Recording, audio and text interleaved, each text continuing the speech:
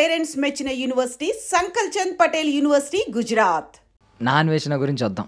ఏంటి ఇప్పుడు నాన్ వేషన్కి మీకు ఏంటి ఎప్పుడైనా ఈ సందర్భాలు కలిసిన సందర్భాలు మాట్లాడిన సందర్భాలు? యాక్చువల్గా తను డిఫరెంట్ కాంటినెంట్లో ఉంటున్నాడు, నేను లైక్ వేరే కాంటినెంట్లో ఉంటున్నాము. ఎప్పుడు ఒకే దేశంలో మేము ఇద్దరము అంటే కనీసం ఒక కాంటినెంట్లో కూడా ఉన్నది ఎప్పుడు లేదు. సో దట్ మేము ఎప్పటి నుండో లైక్ ఒక 4 years నుండి ఫ్రెండ్స్ కాబట్టి మంచి ఫ్రెండ్షిప్ ఉంది అంతే. ఫ్రెండ్షిప్ అంతే, నథింగ్ ఇంకేం లేవు. బట్ ఒక మంచి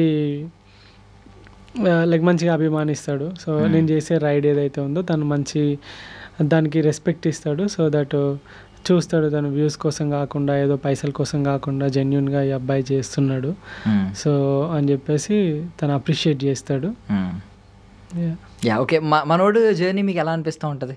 మనోడు కూడా చాలా ఒక ఫెయిల్యూర్ నుంచి వెళ్ళాడు. వెళ్ళిన తర్వాత కాకపోతే డిఫరెంట్ కొత్త జానర్స్ మనోడు కూడా ఎక్స్ప్లోర్ చేసి మీరైతే స్టిక్ ఆన్ అయ్యారు, ఒక దానికి స్టిక్ ఆన్ అయ్యి వెళ్తున్నారు. మనోడు అవసరమైతే కాంట్రవర్సీలు లేవనెత్తుతూ ఉంటాడు, వాళ్ళని వెళ్ళి తిడతాడు, బూతులు మాట్లాడుతూ ఉంటాడు. సమ్ టైమ్స్ కొన్ని కనువిప్పు కలిగించే మాటలు కూడా మాట్లాడుతూ ఉంటాడు. సో ఇది ఈ హోల్ జర్నీ మీకు ఎలా అనిపిస్తుంది? యూట్యూబ్లో ఇంతవరకు ఒక్క వీడియో కూడా చూడలేదు అతనిది. ఇన్స్టాగ్రామ్లో రీల్స్ చూశాను. సో ట్రావెలింగ్ పక్క పెడితే తను ఏమనుకుంటాడంటే ఇండియా ఇట్లుంది, ఎట్లయితే నాకు ఒక ఆవేదన ఉంటుంది కదా, ఎప్పుడైతే మనం ఫారెన్కి వెళ్తామో ఇండియాలో ఉండి ఇలా మాట్లాడలేము. ఎందుకంటే మనం ఇప్పుడు నీ ఇంట్లో కూర రోజు తిని నువ్వు సూపర్ ఉంది అని అంటావు, పక్క వాళ్ళ కూర తిన్నప్పుడే కదా నీ కూర బాగుందా చెడ్డ ఉందా అని తెలుస్తుంది.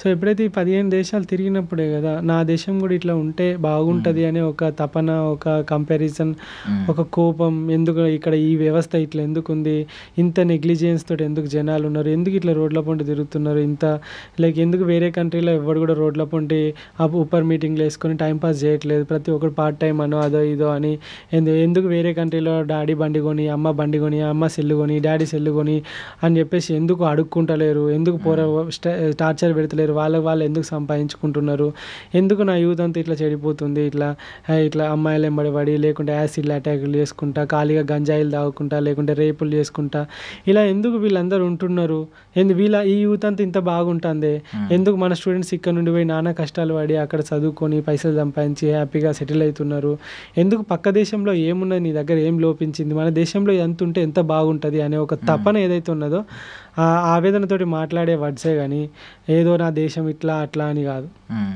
ఎందుకంటే మన దేశం అన్ని భూమి అంత ల్యాండే, కానీ దాని మీద వచ్చే మనుషులు చెడగొడుతున్నారు అంతే. ఓకే, సో ఈవెన్ అక్కడ కూడా మనం డ్రగ్స్ బేస్డ్ సినిమాలు లేదంటే ఇవన్నీ కూడా చూస్తాం, సైకో పాత్ లాంటి సినిమాలు చూస్తాం. మనుషులు ఉండొచ్చు మేబీ అక్కడ కూడా అలాంటి వాళ్ళు. ఇగో మనుషులు అందరూ మంచోళ్ళు కాదు, మనుషులలో చెడ్డోళ్ళు ఉన్నారు, మంచోళ్ళు ఉన్నారు, అన్ని దేశాలలో ఉన్నారు. అదే. సో ఇప్పుడు ఇండియన్ హెరిటేజ్ అంతటిని మీరు ఎక్స్ప్లోర్ చేసినప్పుడు ఏది మిమ్మల్ని బాగా షాక్ చేసింది, అంటే ఇది ఉందా భూమి మీద అని అనిపించింది? మేఘాలయ అసలుకి చాలా బ్యూటిఫుల్ స్టేట్. మీకు తెలుసో లేదో,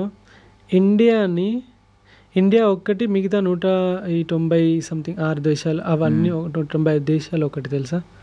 ఎందుకంటే ఒక భూమి మీద ఏమేమి ఉంటుంది, మంచు ఉంటుంది, ఎడారి ఉంటుంది, సముద్రాలు ఉంటాయి, అడవులు ఉంటాయి, అంతేనా కదా? ఇండియాని చూసుకుందాం, కింద through the entire India border south మొత్తం బీచెస్, తర్వాత కర్ణాటక, మహారాష్ట్ర, ఒరిస్సా, జార్ఖండ్, మేఘాలయ, ఛత్తీస్గఢ్, తెలంగాణ, ఆంధ్రప్రదేశ్, అటు సైడ్ నార్త్ ఈస్ట్ స్టేట్స్ అన్నీ మంచి దట్టమైన అడవులు ఉన్నాయి. అడవులలో డిఫరెంట్ స్పీషీస్ ఉన్నాయి, బైసన్స్ ఉన్నాయి, టైగర్స్ ఉన్నాయి, బెంగాల్ టైగర్స్ ఉన్నాయి, అండ్ పులులు అన్నీ ఉన్నాయి, అన్ని రకాల జంతువులు ఉన్నాయి. ఓకేనా? పైనకి వెళ్తే మంచుతో కప్పబడిన ప్రదేశాలు, మనం లదాఖే చూసుకోవచ్చు, ఉత్తరాఖండే చూసుకోవచ్చు, హిమాచల్ ప్రదేశ్ చూసుకోవచ్చు, ఇటు నేపాల్ సైడ్ చూసుకోవచ్చు, ఇటు మన పైన సిక్కిం చూసుకోవచ్చు, అటు అరుణాచల్ ప్రదేశ్ చూసుకోవచ్చు. ఇవన్నీ ఏంటి, మంచుతో కప్పబడిన ప్రదేశాలు, మంచి స్నో క్యాప్డ్ మౌంటైన్స్ ఉన్నాయి మనకు. మన గుజరాత్ సైడ్ దగ్గర చూసుకుంటే రాజస్థాన్ మొత్తం ఎడారి చూసుకోవచ్చు మనం, మంచి డెజర్ట్ సూపర్, అదొక డిఫరెంట్ కైండ్ ఆఫ్ ఓకే ఇట్లా కూడా ఉంటుందా అనే థాట్లో అట్లా ఉంది. లెఫ్ట్ ఎడారి, రైట్ 365 రోజులు వర్షం పడే అడవులు, కింద మడ అడవులు అండ్ మంచి మంచి బీచెస్ సూపర్ గోవా కానీ గోకర్ణ కానీ మన ఈ మురుదేశ్వర్ కానీ కేరళ బీచెస్ కానీ ఇటు తమిళనాడు బీచెస్ కానీ ఇటు సైడ్ ఒడిస్సా దగ్గర వెస్ట్ బెంగాల్ అటు దాకా బీచెసే ఉన్నాయి, ఇటు మహారాష్ట్ర గుజరాత్ దాకా బీచెసే ఉన్నాయి, పైన రాజస్థాన్కి టచ్ అయ్యేదాకా బీచెసే ఉన్నాయి. మన దేశంలో లేనిది ఏంటిది? అన్ని ప్రపంచ దేశాలు అన్నీ కలిపితే మన దేశం ఒక్కటి. సూపర్. కానీ మన దేశంకి టూరిజం తక్కువ. ఎందుకు? Because of people. మన దానిలో ఒక ముద్ర పడిపోయింది, గలీజ్గా ఉంటారు, స్లమ్ ఎక్కువ ఉంటుందని. ప్రతి యూట్యూబర్ వచ్చి స్లమ్ చూపెట్టిపోతున్నాడు ఫారినర్స్, రైట్? అండ్ ఇంకొకటి ఏంటంటే మోసాలు చేయడం, సేఫ్ అండ్ సెక్యూరిటీ. నన్నే రాబరీ చేసిండు. మీరు బయట దేశాల్లో ఒక్కసారి కూడా ఏం జరగలేదు నాకు. ఇక్కడే మన బ్రెజిలియన్ అమ్మాయి వస్తే ఆమెని చంపేసారు. మన యూరోప్ అమ్మాయి అక్కడ ఎంపీ సైడు, బ్రెజిలియన్ కపుల్ వస్తే ఇద్దరు క్యాంప్ వేసుకుంటే పాపం రాత్రి వాడిని కొట్టి ఆమెను 4-5 కలిసి బీహార్ సైడ్ అటు సైడ్ రేప్ చేసేసారు. ఈ వీడియో ఇంటర్నేషనల్ అయింది. కొన్ని లక్షల మంది వచ్చేటోళ్ళు ఎందుకు అలాంటి కంట్రీకి పోవడం ఎందుకు అని క్యాన్సల్ చేసుకుంటారు. దీనివల్ల మనకే దెబ్బ టూరిజంకి. మన దగ్గర ఒకసారి ఆలోచిస్తే బాత్రూమ్స్కి వెళ్ళాలనుకుంటే సడన్గా నువ్వు ఇప్పుడు రోడ్డు మీద పోతున్నావు, నీకు బాత్రూమ్ టాయిలెట్ అర్జెంట్ అయింది, నువ్వు చూస్తే ఎక్కడ కనబడదు, ఎత్తుక్కోవాలి. పెట్రోల్ పంప్సా లేకుంటే కాంప్లెక్సెసా అవి చూసుకోవాలి. పబ్లిక్ టాయిలెట్స్ చాలా తక్కువ మన దగ్గర.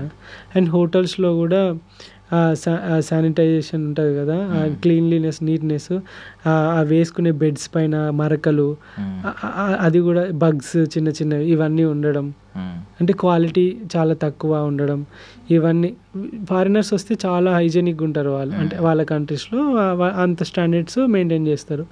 మన దగ్గరికి వచ్చేవరకు వాళ్ళకి చూసినప్పుడు ఎందుకులే ఒక పేద దేశానికి పోవడం ఎందుకు అన్నంత ఫీల్ వస్తారు. మనది చాలా రిచెస్ట్ కంట్రీ కదా. సో నేను ఏమంటా అంటే మనం ఎట్లనైతే బయట దేశాలపై తిరుగుతున్నారో అన్ని దేశాలలో వచ్చి మన దేశం యొక్క గొప్పతనం, మన ఆర్కిటెక్చర్, మన గుళ్ళు అసలుకి ఎట్లుంటే అసలు మన గుళ్ళు, మన వరంగల్ సంబంధించిన రామప్ప కానీ, 1000 స్తంభాల గుడి కానీ, ఈ భద్రకాళి మాత భద్రకాళి మాత చాలా టెంపుల్స్ ఉన్నాయి ఇప్పుడు వరంగల్లో కానీ, ఇప్పుడు హైదరాబాద్లో కానీ, హంపి కానీ, ఇప్పుడు ఆంధ్రప్రదేశ్లో కానీ, మన సంస్కృతి, మన కాకతీయ రాజులే కానీ, మన దేవరాయలు కానీ, ఇలాంటి ఎన్నో అసలు అంతుపట్టని ప్లేసెస్ తెలుసా. ఇప్పుడు ఒక్కొక్క పురాతన కట్టడాలు కట్టినవి ఇంతవరకు పగిలిపోలేదు, చాలా స్ట్రాంగ్ ఉన్నాయి. అప్పుడు కట్టినవి, మన రాజులు కట్టినవి 100,000 సంవత్సరాల క్రితం ఉన్నాయి. ఇప్పుడు కట్టిన బిల్డింగ్కు పర్రెలు వాస్తున్నాయి, అంటే రంధ్రాలు ఇట్లా చీరికలు వాస్తున్నాయి. అప్పుడే ఎంత టెక్నాలజీగా వాడిర్రు వాళ్ళు, ఎంత గట్టిగా కట్టిర్రు. అంత పైకి రాయి ఎట్లా తీసుకుపోయారని ఇప్పటికీ పరిశాన్ అవుతాం. అంత పెద్ద రాయి ఏనుగుల ద్వారా అప్పట్లో వాళ్ళు తీసుకుపోయారు కదా. సో నేను ఏమంటా అంటే మన దేశం కూడా అట్లా మంచిగా ట్రావెలింగ్ అవన్నిటికీ ఉంటే స్కోప్ ఎక్కువ ఉంటుంది. ఫారినర్స్ కూడా వాళ్ళు వచ్చి ఇక్కడ కూడా సెటిల్ అయితే బాగుంటుంది కదా, వాళ్ళకు కూడా ఇలాంటి అవకాశం కనబడాలి కదా దేశంలో. సో ఈ పొలిటీషియన్స్ కానీ ఈ సిస్టమ్ కానీ ఇదంతా కరెక్ట్గా, ఎలాంటి పొల్యూషన్ లేకుండా, ఎలాంటి ఇవి ఏమంటారు ఇది ఈ కల్తీ లేకుండా, మంచిగా క్వాలిటీ ఆఫ్ కన్స్ట్రక్షన్సే కానీ, బ్రిడ్జిలు కడితే కూలిపాయి, ఫ్లైట్లు కూలిపాయి, చాలా వరకు ఇట్లా జరుగుతున్నాయి కదా. ఇవన్నీ స్ట్రాంగ్గా ఉంటే ఎంత బాగుంటుంది అని నాకు అనిపిస్తుంది. సో కాబట్టి ఇండియా కూడా అట్లా బాగుపడింది, ఎంత బాగుంటుంది. అంటే ఇప్పుడు ఎంత రుచికరమైన వంటకం ఉన్నా వడ్డించేవాడు దరిద్రంగా ఉంటే మనం వేసుకోం. అటు సరిగ్గా వడ్డించకుండా మొహం ఎలా పెట్టుకుని వేసాడు అనుకోండి, మనమే తినాం. సో అదే జరుగుతుంది ఇక్కడ. మంచి మంచి గొడ్డు కారమైన కూడా తీయ ఉంటుంది. అదే ఇప్పుడు అది మన దగ్గర మంచి మంచి ప్లేస్లు ఉన్నా కూడా మన పీపుల్ చేసే కొన్ని మిస్టేక్స్ వల్ల, లేదంటే కొంచెం క్వాలిటీ మెయింటైన్ చేయకపోవడం వల్ల, లేదంటే బిహేవియర్ వల్ల, వీటి వల్ల కొంచెం టూరిజం దెబ్బతింటుంది.